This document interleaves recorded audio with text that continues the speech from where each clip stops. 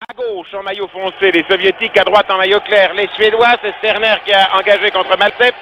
C'est le match au sommet. Loutchenko, l'arrière soviétique, passe en avant, mais les Suédois reprennent le palais. Le match au sommet, car aucune de ces deux équipes n'a été battue jusqu'à présent. Chacune d'elles a joué 5 matchs. Elle en a gagné 4 et un match nul. Fait match nul contre la Finlande, les Russes ont fait match nul contre la Tchécoslovaquie, mais comme toutes les autres équipes ont déjà perdu au moins un match, l'Union soviétique et la Suède sont nettement détachés de toutes les autres formations. Par conséquent, nous disions bien un match au sommet, et c'est celle des deux formations qui aura gagné la partie de ce soir qui sera en tête du classement. Lundström tire, mais Konovalenko arrête. Départ soviétique, Maltsev à Firsov. Firsov qui n'a pas été tellement brillant. Loutchenko a maintenant le palais contre la Tchécoslovaquie. Loutchenko, tandis que Ragoulin attend. Loutchenko poursuivi par un de ses adversaires, essayant le long de la bande de donner, à donner à Firsov. Firsov, aïe, rate son tir. D'ailleurs, il y avait offside. Et l'arbitre a sifflé, l'offside de Vikulov, le 18. Lequel d'ailleurs en profite pour, après 1 minute 5 de jeu, revenir se reposer. Vous remarquerez que les crosses des joueurs soviétiques sont des crosses qui sont exactement semblables à celles des professionnels canadiens. Firsov, là, le brun, le numéro 11, le plus ancien des joueurs soviétiques, était en train de raconter quelque chose à ses coéquipiers. Changement donc. Et c'est la formation 8-9-15, c'est-à-dire Starchinov, Petrov et Martinouk qui est sur la glace. On est allé chercher le palais dans la cage du gardien de but soviétique. Le palais n'est pas bon, il ne plaît pas à l'arbitre. Starchinov, le capitaine soviétique, est là en face de Johansson et l'on engage. Grand tir de Tsigankov. Les Suédois ont dormi il y a 2 jours devant les Finlandais. C'est pourquoi ils ont un match nul. Percée suédoise. Aïe, ils n'ont pas eu le palais et Tsigankov va sans doute dégager. Si ce n'est pas Tsigankov, c'est Romichevski. Le voici. Contre-attaque russe. Starchinov.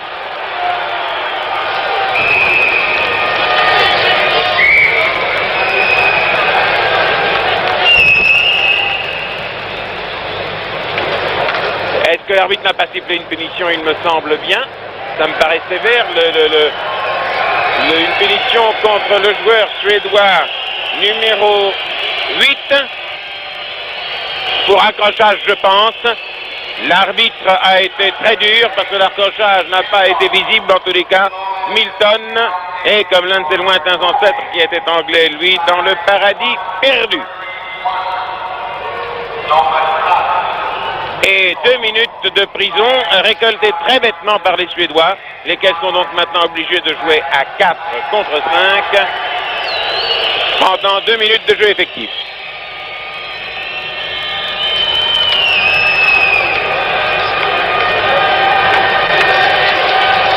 Russes contre 4 Suédois. Tsigankov tire, mais c'est dégagé par Abrahamsson.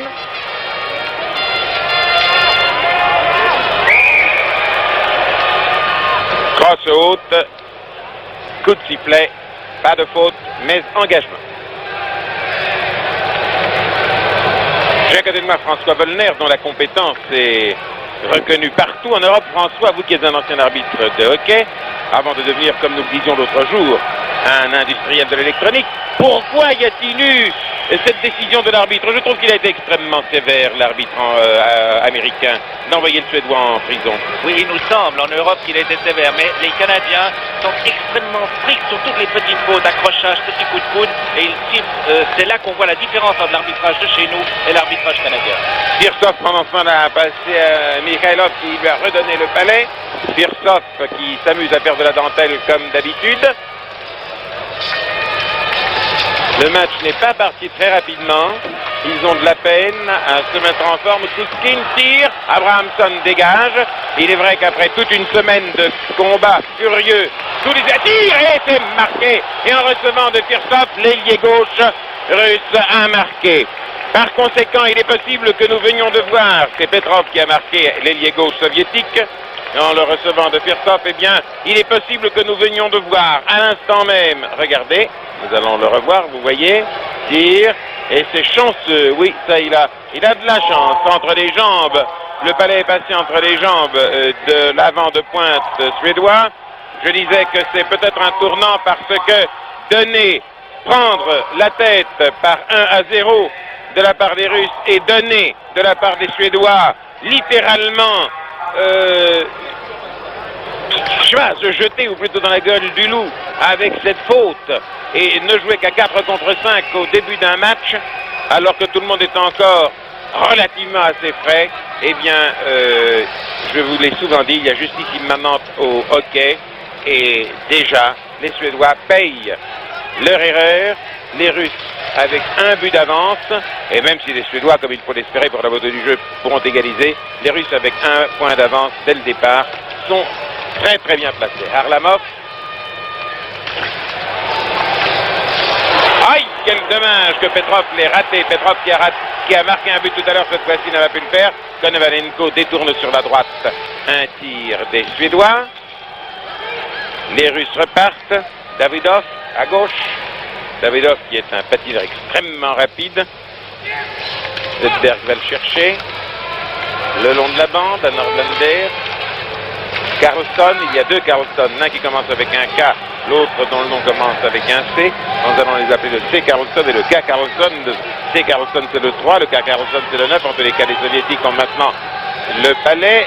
Les trois avants qui étaient sur la glace viennent de changer. Avant de changer, il l'a passé à Vikulov, lequel tire là-haut. C'est Carlson avec un C qu'il a arrêté de la main, l'a repris du palais.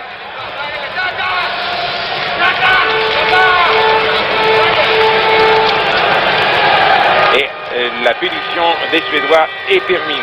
Vikulov, qui le perd. Un de ses coéquipiers là. Abrahamsson réussit à percer, mais il y a offside.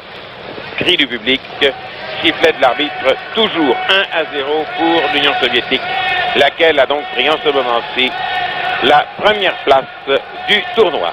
Regardez, le 6, c'est Abrahamsson, c'est le frère du gardien de but suédois. Le gardien de but suédois, titulaire Holmqvist, s'étant 2 fois blessé, une fois à l'entraînement, une fois dans une tournée, je veux dire, en Europe centrale, et une autre fois à l'entraînement ici, où il s'est fracturé la mâchoire, a dû être transporté par avion à Stockholm, où il est à l'hôpital, le pauvre, et il ne peut plus reprendre sa place. C'est le jeune Abrahamsson qui revoit. Oh non, la défense suédoise est sur ses buts. Elle est repliée tout entière. Les Russes font un peu ce qu'ils veulent. Tirent à nouveau. Le gardien de but a bien détourné. Les Suédois ont du mal à s'organiser. Vous voyez les Russes. Virtov ici. C'est Ragulin.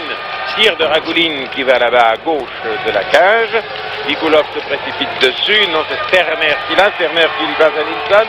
Nilsson en arrière, à nouveau Sterner, et les Russes réduisent cette percée à néant. Maltsev le passe à Vikulov.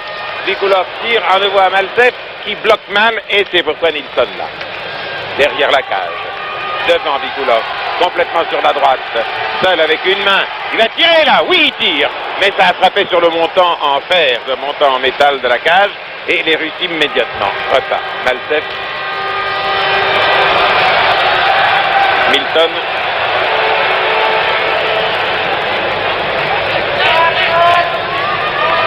Depuis quelques secondes, les Suédois jouent mieux. Sterner, l'un de leurs meilleurs. Simin, le 9 russe qu'on n'a pas souvent vu. Le 8, Starchinov, le capitaine de l'équipe, passe à droite, mais Milton l'a repris. Milton qui doit obligatoirement se racheter de l'erreur qu'il a commise tout à l'heure. Lindberg, rien à faire. D'ailleurs, il était offside. Il avait pénétré avec ses patins au-delà de la ligne bleue, c'est-à-dire dans la zone de défense des Soviétiques avant que le palais n'y fût. Par conséquent, coup de sifflet de l'arbitre. Petrov. Carlson au 11, c'est-à-dire à Lundström qui bloque mal, qui permet à Kouskin d'être dessus. Lundström fonce sur lui. On se retrouve sur la bande. Les Suédois arrivent à dégager le palais, ils le prennent, mais ne sont pas en position de tirer. Les Russes repartent. Petrov, toujours Petrov. Tombe, chute. Comment est-il tombé? Il faudrait le voir. Ça, je ne suis pas certain que c'était absolument régulier. Kouskin.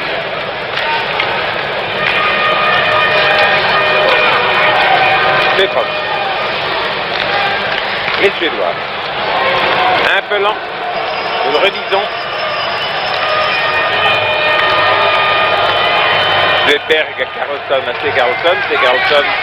Petit à petit, l'oiseau fait son nid. Lindberg va aller le chercher. Les Russes lui prennent. Ils sont toujours très durs pour Lindberg. Maltsev, le meilleur tireur de tout le tournoi. En avant, Harlamov. Harlamov laisse Mikhailov. Harlamov. Évidemment, on laisse à Koukine qui passe. Très jolie construction de jeu. Et Firtov qui se précipite sur la glace avant d'avoir remplacé un partenaire. Prend le palais. Tourne sur lui-même dans son attitude si caractéristique. Firtov est très facile à reconnaître. Svedberg, au casque tout blanc.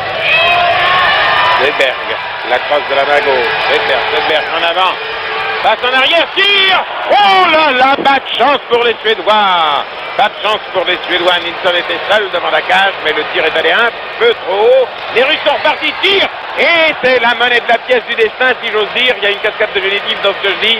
Mais là, les Russes, eux non plus, n'ont pas eu de chance.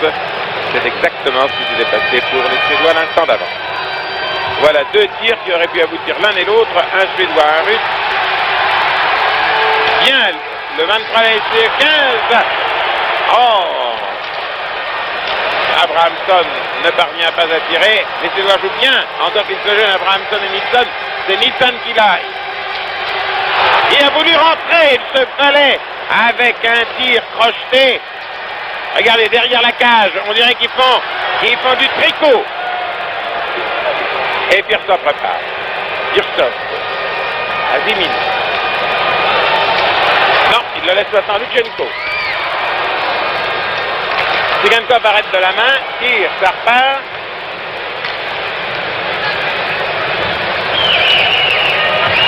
Ah, il y a un joueur suédois qui a très mal, c'est Sterner. C'est Sterner qui vient de recevoir un coup, et vraisemblablement un coup du palais. Et le palais roule, le palais est tiré à 150, 180, quelquefois 200 à l'heure. Oui, à peu près, il fait 170 grammes et c'était le tir de Simin qui était extrêmement violent, un slap shoot comme on l'appelle en termes techniques. Et je ne sais pas où il l'a reçu, mais ça n'a pas l'air d'aller très fort. Il se tord de leur le et revoyons. Voilà, Tsigankov l'a mis, là c'était Tsigankov, et Vladimir. Il l'a tiré et hop, il l'a reçu en pleine poitrine. Ça va tellement vite et l'homme s'effondre. Là on le voit bien en ralenti, mais les actions au hockey sont tellement rapides qu'on ne peut pas toujours tout voir. Il a mal à la jambe gauche, il a très mal à la jambe gauche. Et vous voyez, on avait l'impression même au ralenti qu'il l'avait prise dans le ventre. En réalité, il l'a prise sur la jambe gauche. Non, non, il la pose sur le banc, il réussit à les poser. Ces messieurs gênent, mais moi, de mon œil, je peux vous dire que je viens de le voir debout. Maintenant, il s'assied. Il n'y a pas d'affolement. En tous les cas, dans le camp suédois, il a été remplacé dans son joueur.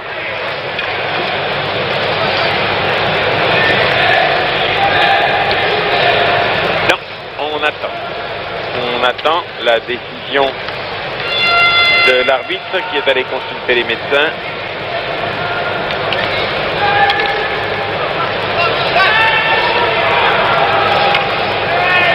Mais le jeu va reprendre. Johansson contre Starchinov.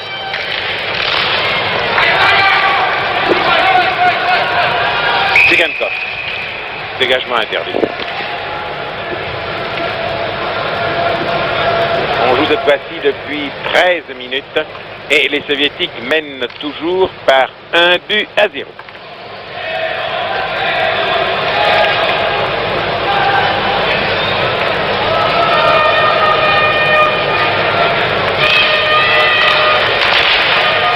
Joli tir russe. Starchinov. À gauche, un coéquipier complètement démarqué. Petrov qui repasse à Zimin. Zimin en arrière. C'est Martinuk qui attend le palais. Mais les Russes sont eux aussi assez lents et ce sont les Suédois qui l'ont. Ça ne donne rien, dommage pour Tsigankov d'être tombé sur sa partie charnue. Bien passé à Martinuk. À Marström, à droite, non, les Russes sont là à la parade. Romichevski, sous le nez de Nygren, sous le nez de Johansson. Pourtant, il s'en trouve un pour l'arrêter. Tsigankov.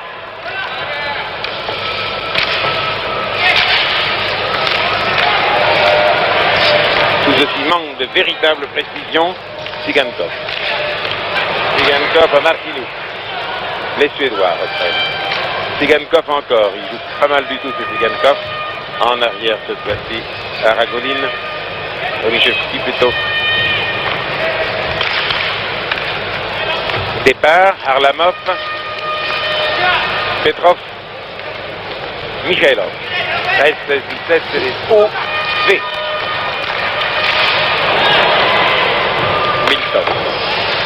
Milton et Bergman arrêtent les Russes. Balai injouable.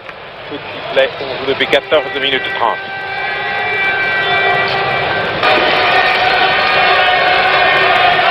Les Russes ont battu l'Allemagne 11-2, la Finlande 8-1, les États-Unis 10-2, match nul avec la Tchécoslovaquie.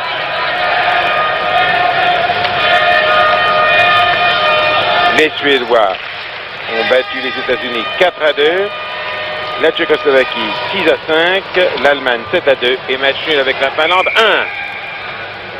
Balai injouable à nouveau, l'arbitre suisse le signale en sifflant.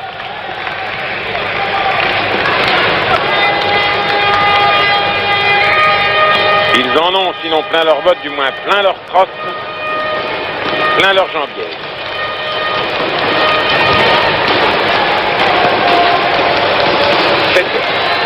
Nordlander. Zetberg à nouveau. Tandis que Lundström attend. Zetberg à droite. À Carlson qui n'a pas bien bloqué. Chute. Ça fait beaucoup de Suédois qui chutent. Cette fois-ci Milton.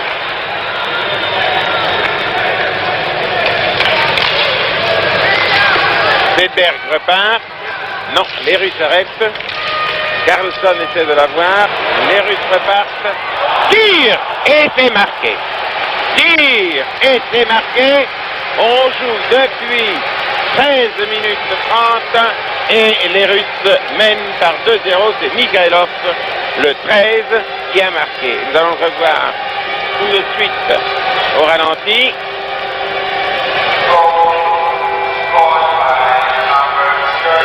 On joue depuis 16 minutes 30 dans cette phase de jeu. Vous voyez, pour moi, le gardien de but n'est tout de même pas de classe internationale parce que ce n'était ni admirablement joué, ni shooté très fort, hein, Volner? On a vu mieux. On a vu mieux. Abrahamsson laisse à Nilsson, Nilsson à Abrahamsson, Lindberg là. Nilsson.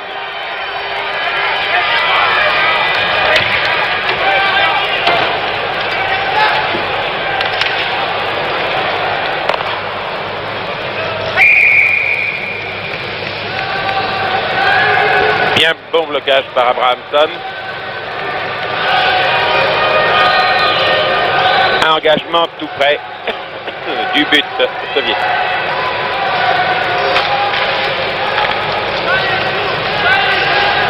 Nous vous aurons donc deux moments essentiels de ce plan.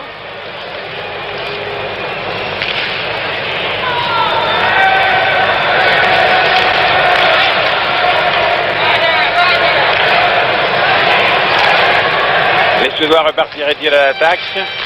Lindberg bloque, rien à faire.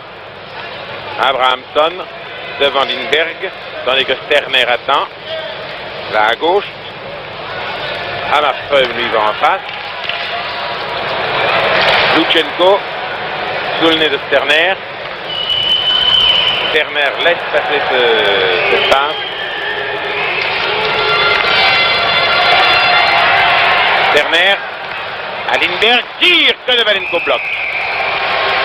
Mais Konovalenko, le gardien de but soviétique, est finalement le meilleur gardien de but ici à Berne.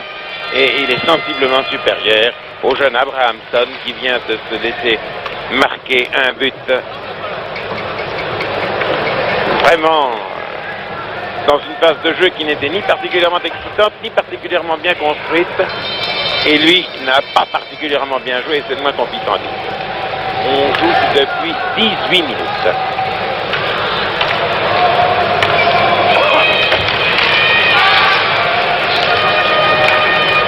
Tsigankov, Ah, Martinuk, faute, offside. Offside de Martinuk, offside de passe. Offside des deux lignes, fallait traverser la ligne bleue de la zone de défense soviétique et la ligne rouge du milieu du terrain. On engage donc à la ligne bleue. Martinuk, le long de la bande. Reprend le palais joliment. Non, N ne bloque pas tout à fait. Bergman en profite pour le côté. Zimin, bien. Oh là là, que c'est dangereux. Oh, si quelqu'un, si l'un des Russes reprend le balai pendant que l'autre est tombé et qu'ils se battent. Ouïe. Cela peut donner lieu à... Heureusement que la bagarre devant le but n'a pas continué et que les Russes n'ont pas marqué pendant que le gardien de but suédois était par terre. Remichevski. Voilà qui donne un peu d'excitation au jeu. Remichevski. Zimin, à nouveau. Tarchinov. Tir bien bloqué, tir! Et cette fois-ci 3-0. 3-0 après le rebond sur la poitrine du gardien de but Abrahamsson. Les Russes n'ont eu aucune peine à marquer après le rebond le troisième but. Je ne sais pas comment l'on dit en suédois, les carottes sont cuites. Au ralenti, vous voyez, Abrahamsson sort tout le temps des buts. Il sort trop souvent des buts, ça lui joue de mauvais tours. 3-0 pour l'Union soviétique. Je crois bien que les carottes sont cuites.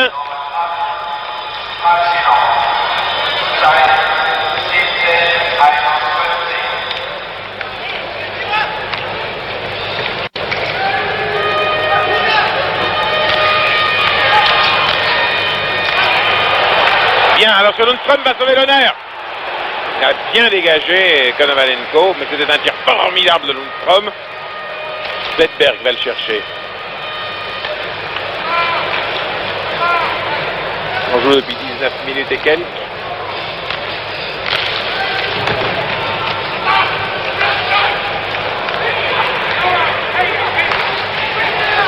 Lundström se le fait prendre. Mikhailov Harlamov, mais Carlson du pied le dévie. Wikberg veut se précipiter, ne l'a pas. Les Suédois toujours un peu plus lents, un dixième de seconde plus lent que les Soviétiques. Lutchenko, Nygren. Lundström l'attend, Sterner le reçoit. Sterner, allez Sterner, tire. Et Konovalenko détourne admirablement ce tir très dur. Konovalenko fait aujourd'hui une très belle partie et les Soviétiques une fière chandelle parce que même si les Soviétiques mènent par 3-0, il faut bien dire qu'ils ne nous sortent pas un très grand jeu et il y a eu déjà dans cette première semaine des parties autrement plus enthousiasmantes qui nous ont fait nous lever de notre siège et crier dans le micro. Aujourd'hui c'est du bon jeu, du très bon jeu si vous le voulez, sans plus. Nous avons trop employé d'adverbes d'admiration offside des Russes. Offside de passe, nous avons trop employé pour les Tchécoslovaques une fois, pour les Suédois une fois et pour les Russes une fois au cours de cette semaine des adverbes d'admiration et des adjectifs qualificatifs les plus musclés que nous connaissions. Nous l'avons trop fait pour les employer dans ce jeu un peu falot que nous voyons.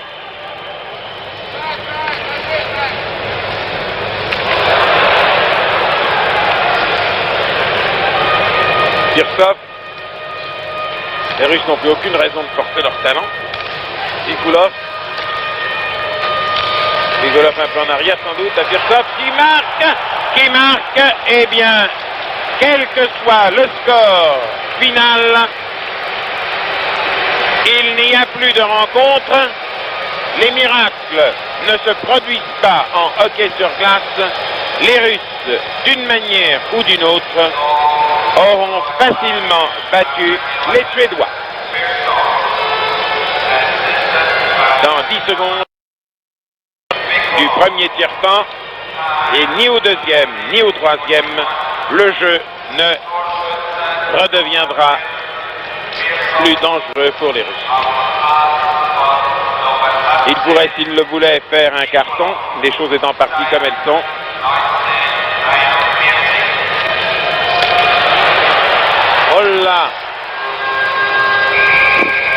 Et c'est le coup de sirène annonçant la fin de la partie. La fin, voulais-je dire, du tiers-temps, sur le score de 4-0.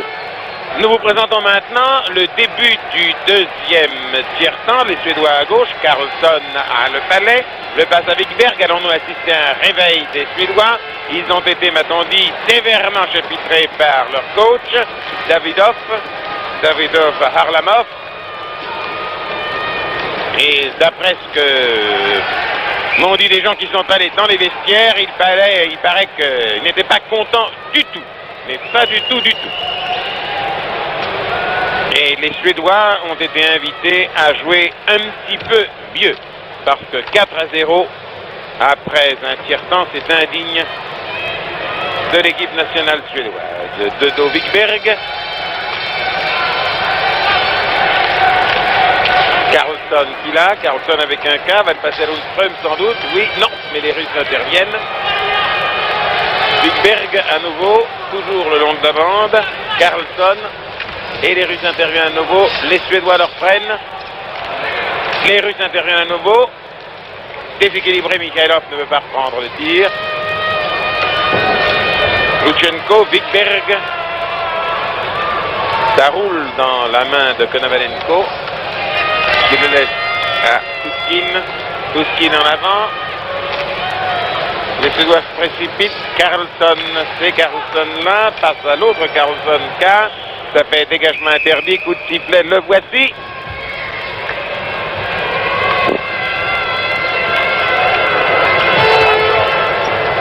On joue depuis 1 minute 15 au cours du deuxième tiers-temps. Changement de joueur.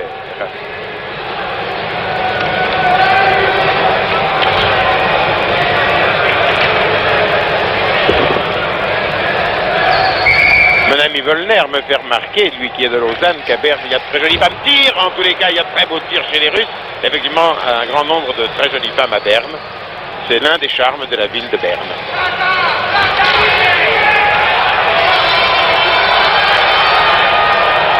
Ça ne donne pas grand-chose. Ragulin, en avant, arrêté par Abrahamson. Abrahamson à Nilsson. Les Russes sont perds. Tir, marque. Et c'est la fait. 5 buts à 0.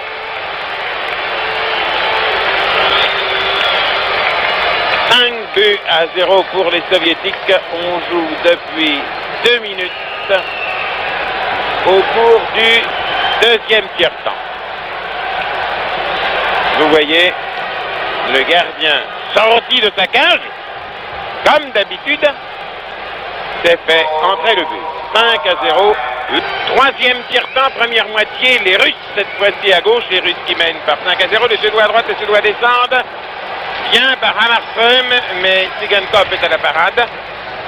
À Zimin, Bergman, l'un des bons joueurs suédois.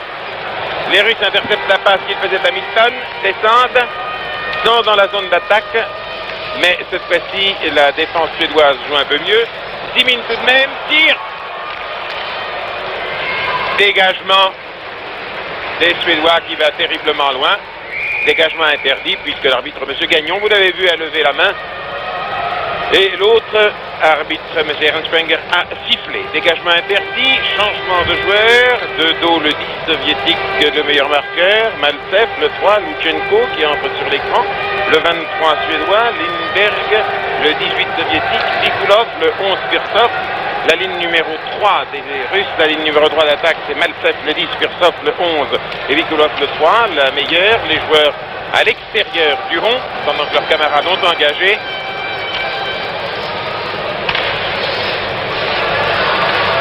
Abrahamson laisse à Nilsson. Nilsson fonce sur la droite, a réussi à prendre en défaut la défense soviétique, hélas, perd le palais. Lindberg se retourne, Pirsov marque. Lindberg se retourne et Pirsov marque. Voilà, ça s'est passé de la manière la plus simple.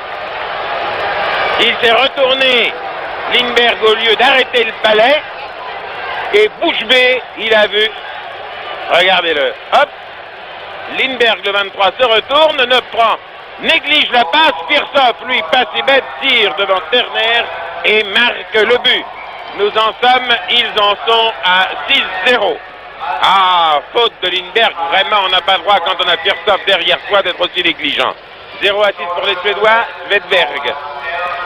Svedberg à droite, Carlson. Carlson, Svedberg. Svedberg en avant à l'un de ses attaquants, à Carlson, à l'autre Carlson. Mais Davidov est à la parade.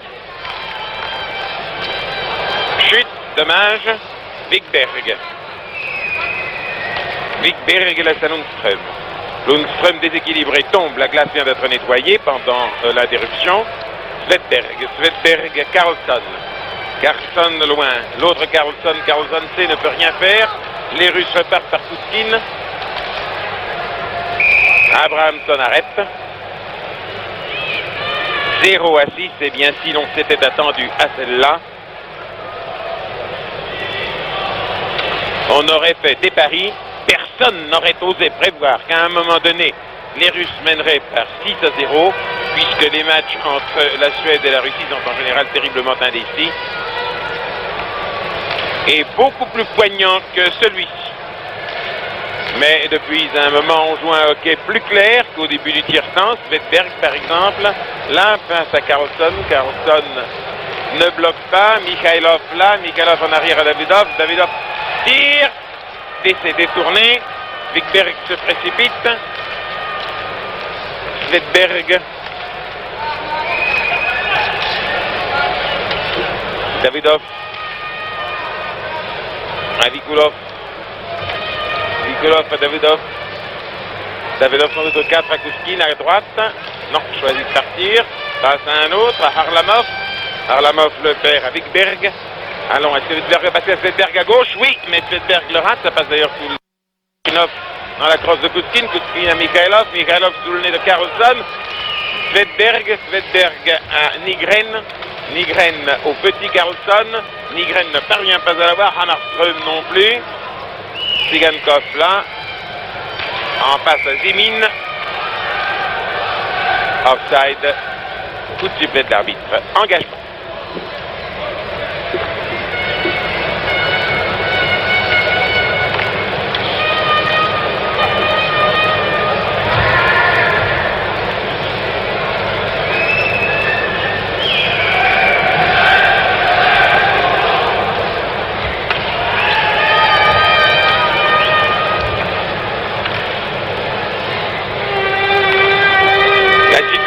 Est bien entendu irréversible.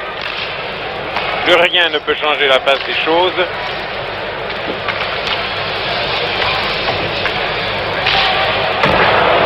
Un très très beau tir de Sigankov.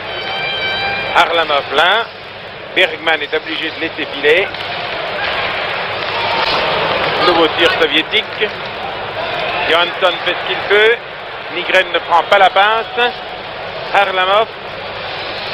Feinte. Johansson. Tout de même, Nygren le prend, mais tout ceci est poussif. Johansson contre la balustrade de Berne, capitale de la Suisse. Le match Union soviétique-Suède. L'Union soviétique tire à nouveau,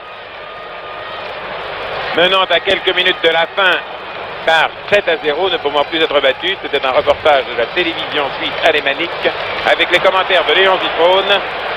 Ici Berne, ORTF. À vous Paris.